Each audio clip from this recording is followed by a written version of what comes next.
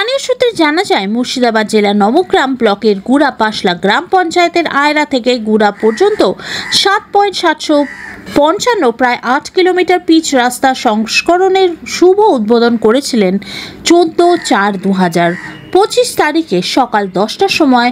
5,23,00,000 টাকা অনুমোদিত হয়েছে। আর সেই কাজ চালু হতেই দেখা মিলল অন্যরকম চিত্র।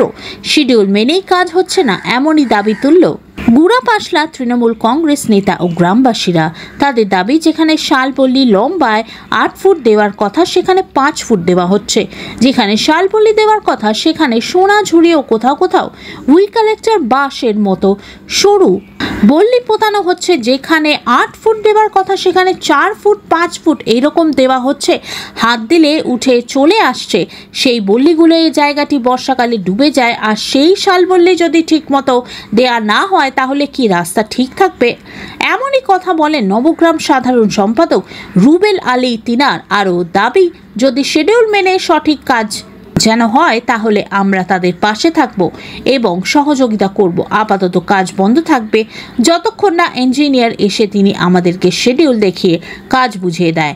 এই নিয়ে এলাকাবাসীর কি বক্তব্য শুনুন সংবাদ মাধ্যমের কাছে।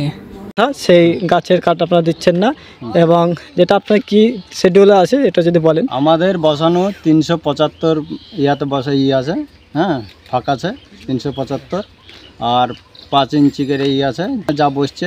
3 ফুটে বসছে, 5 ফুটে বসছে, 7 ফুটে বসছে, 8 ফুটে বসছে। যখন যেখানে মাটি বুঝে আমরা বসাচ্ছি, এরকমই কাজ হচ্ছে আমাদের। শিডিউলে কি কাজ কি ধরনের করা আছে? 5 ইঞ্চি করা আছে, 5 ইঞ্চি করা আছে। কি কাটতে দেওয়া হয়েছে এখানে?